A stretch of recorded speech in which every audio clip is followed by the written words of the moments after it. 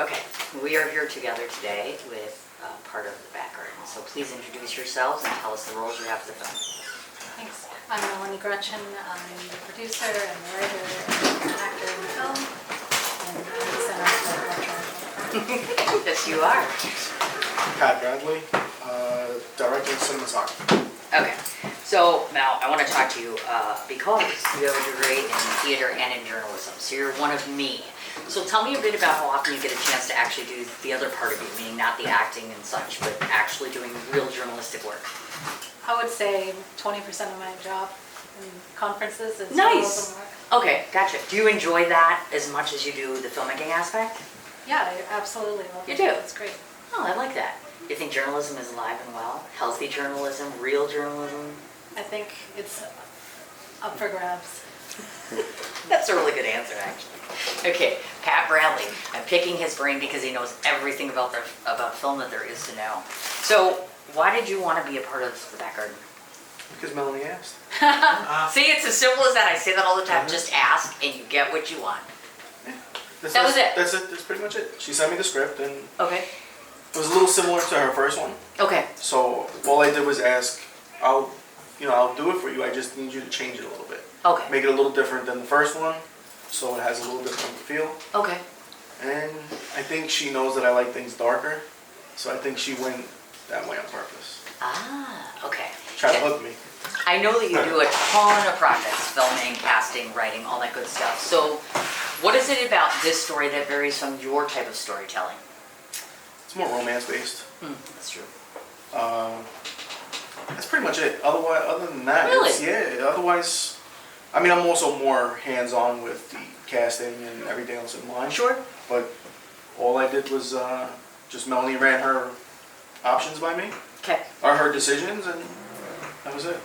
It was really very simple. Doesn't it sound simple? It Very was simple. simple. It was super simple. Like super simple. It was super simple. Okay, Mel, I have another question for you. So, I know at one point in time you had attended international schools, which is very out of the ordinary because most people don't get to do that. So, question, how would you say that this varies between the United States as far as education, and would you recommend it to people In terms of attending choosing. international Oh, school? Yeah. Well, I was living overseas in Right. Malta in the Philippines, and so that was an obvious choice. Both of my parents are American, Yeah. and I would say 70% of my classmates were from the country that I was in, were also international students. And I thought that it gave me a good background Mm-hmm. to try different cultures and different genres as it relates to my film work, but it was just super fun, just like I wanted the Back Garden to be. Nice. Very, very nice. Mr. Bradley, what is your education in filmmaking and writing? I actually haven't self-taught. And since I know that you're self-taught, please tell everyone in the audience the advantage or disadvantage of being self-taught versus educated formally. I wouldn't know.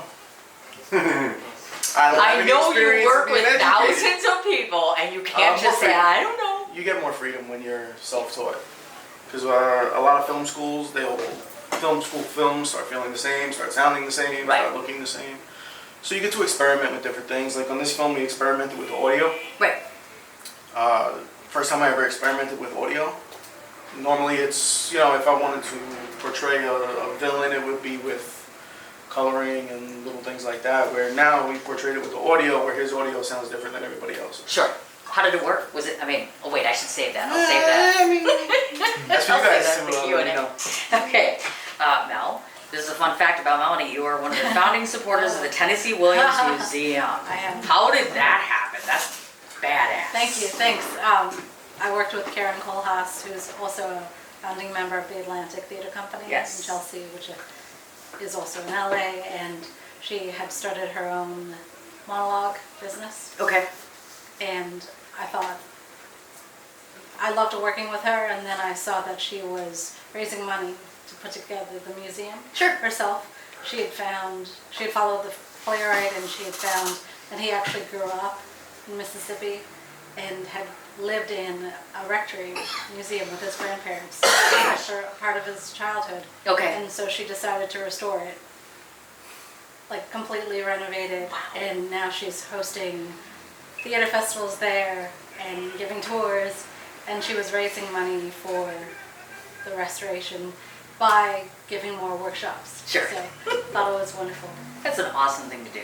Just want to say that Streetcar Named Desire is my favorite movie. Oh, I was just gonna say, there's 8,000 things I know about Pat Bradley, and most people assume automatically if you're a director and a writer, you're either in a room writing or you are on set directing. So what does Pat Bradley do in his spare time? Right? Oh, stop it. Give them a real answer. What do you do in your spare time? Play with my dogs and go to the gym. Melissa? Yeah, on occasion. And Melissa's who? Girlfriend, partner, 17 years now? 18? nice. I'm not sure, but somewhere around there. No. I'm just trying to help a girl out. That's all I'm saying. So Pat does have a life off of set. So do you Yeah, on occasion. honestly though, how important is it to not be on set and not be writing and not be doing all that all the time? You know what I mean? Because there is an aspect of it where it's like mentally, is this a good thing 24/7? It's always in there mentally though. So I know. no matter what it is, I'm always. We could be doing anything. But, oh shit, I got an idea. Let me get out my phone. Sure. Done. So it's technically always something going on in there. Always something going on. So before I go back to Mel, I have a question. Please, I've never asked about the tats. Is there significance and how many are there? The tats. No real significant. This is just cover up from. So when I was younger, my cousin was studying to be a tattoo artist, and he needed somebody to practice on. Mm-hmm. So I have a ton of little ones that you can't see. It's all covered up, Ah, and these are just film stuff. it's pretty cool. He's a work of art, just so you know. If you take a look at him, you're And an then actual there's work more, of art. but obviously sure. it's PG-13. It is PG-13, so let's keep it clean. Okay, Mel, last personal question before we get to the film. I know that you sing, I know that you juggle, but you also play the ukulele. So do. if we want to play the ukulele, how do we figure that out fast track? Because we're self-taught on this panel. I'm not self-taught on Okay. ukulele. I started learning a couple chords. Sure. And then I thought this would be more fun if I could actually take lessons and build it. Nice. Yeah. So, Do you go play on the subway? no. That would be very No, cool. that would be very scary. No, I don't think so. People do it on the subway all the time. No. Guess Mel's not gonna play anywhere. Thanks a lot. I didn't know you juggle. See these things? Journalists, they dig. Yeah. They try to find stuff. Do it. I could probably find something. We just want to see her do that. Okay, the back garden. First question is a budgetary question. I know that you listed right about $7,000. So the big budget question all the time. Seriously, that's what's written down. So to budding filmmakers here and people that want to make a project and they are not rich like you, We're not rich. but seriously, what do you find is the most effective outside of self-financing, obviously, campaigns, things like that? What works for you guys? I think finding a location that's free is the key. Absolutely. And it also inspired the story. I thought, what could we do with a garden? Sure. So that was the first step. Okay. I had a love triangle and then I had a garden, and I was like, oh, how could I put the love triangle over the garden? Sure. Like, what is it about the woman that wants to be in the garden? Like, is it, she just feels comfort there, or is it that, this is where she can be herself, or what else is there? Like, that's maybe She's protecting her assets. She is. She is protecting That's what she's everything. doing. She's playing a little cover game. Her literal and figurative assets. That was very cute. So was this self-funded, or how did you come up It with it? was self-funded, It was. yeah. Okay, would you recommend doing that again? I mean, I know we all have to at some point, but I mean, looking back at it. I felt good about self-funding it. I Really? felt like I didn't want to feel obligated to anyone. Good for Didn't you. feel like I owed anyone anything. And I was free to make all the decisions. And then if we wanted to do certain things, like record the song in Sure. the studio, I could do that. But I looked at what we needed and then what we could do Sure. to not feel trapped. Now, within the course of the film, there's a whole bunch of flirtatious references. And so I'm kind of curious to ask about navigating the script in terms of when you sat out and formulated it and built the characters, etc. How important was it for you to flip-flop between the drama aspect and the more flitzy romantic side? Sure. Well, I think that the characters didn't think that they're in a drama. They think that they're in a romance.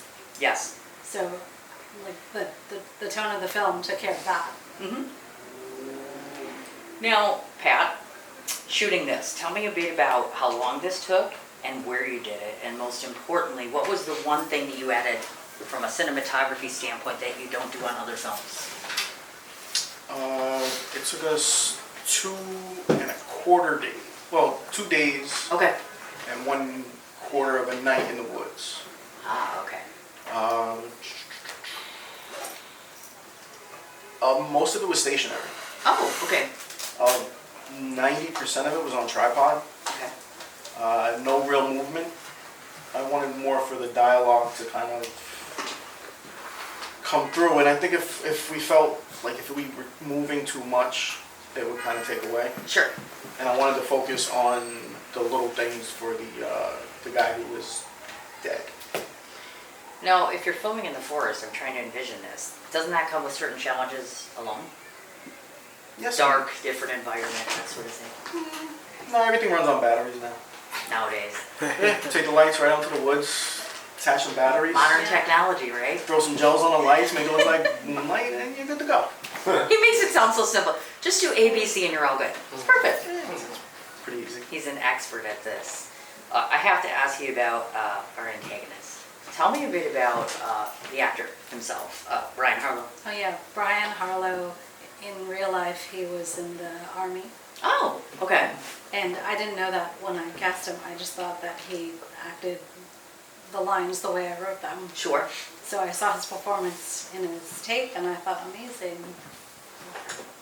Which I was by Pat. Oh, you did? Okay, so she spoke to you about the casting as far We as both that had goes? lists After of she, actors.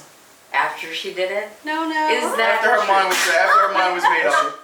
Like, just so you know, Pat, this is gonna be on. Yeah, it was kind of like, this guy, and then, I have these guys too.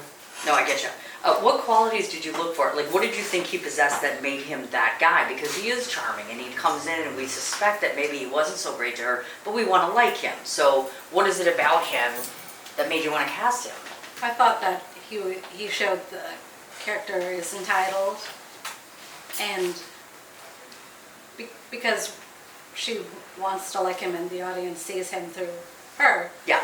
he is charming and he's dynamic and magnetic, and they have, I thought if he sees the dialogue the way I see the dialogue, we're going to connect with each other and it's going to feel comfortable, and Yeah. we're going to relate to each other, and that's going to translate on the screen. You betcha.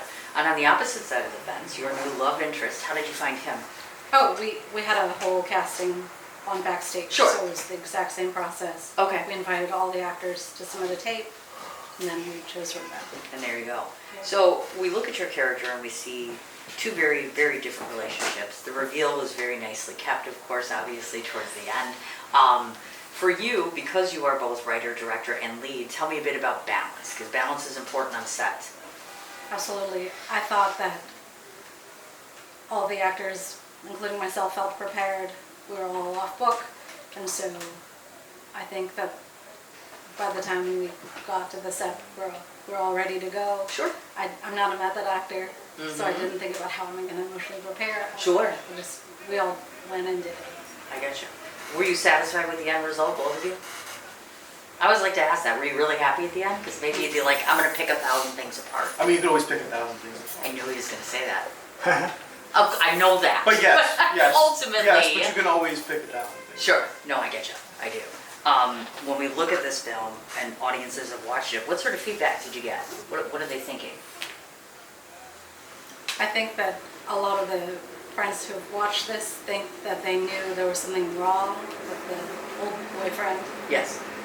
They thought that he's probably the villain. Mm-hmm. And another friend told me that my character is really a murderer, and so maybe I could have done something that makes her more sympathetic. Yes. But I think the whole film is from her point of view, Yes. so the film is set up for the audience to feel for her. Sure.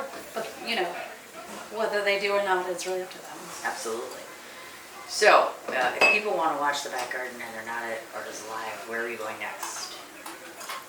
Oh, we're going to another film festival in Yes. New York Oh. called Below the Line. And when is that taking place? Do you It's know? Saturday, October 5th. Very, very nice. I in get you. Manhattan. Okay, and as far as future projects, Pat Bradley, Why don't we name one thing we're doing in the future? Sure. We have a 1987 set in New York horror film Ooh, starring Casey, right there. very nice. We're about to finish the second half of it in 3 weeks. We're Oh. going out in the woods for 7 days, just me and him. I mean, okay. Are you casting for anything, Pat Bradley? Not at the moment. Not at the moment. We have actors in the room. I'm trying to help them out, man. I'm trying to help. Everything's done right now. How about if somebody's in the audience and they maybe need help and they have a project that they want to film? Yeah. Email, social media. Talk to you while Phone you're... number, Talk to him while business he's right cards here. here, toilet, Literally right everything. here, you could talk to him. I mean, I'm just saying. Mel, what's up for you next? I'm shooting my friend's film. It's a feature film. Okay. One of the actors in my last film, Alex Zaleski, is doing a feature film that's Okay. a coming of age story. Nice. And he started production, so I'll be doing that before my other film screening. Very, very nice. Okay, so before we wrap this up, and you can stop the camera now. No. Yeah, because the Q&A part is over. So I heard back from Brooke Seavold is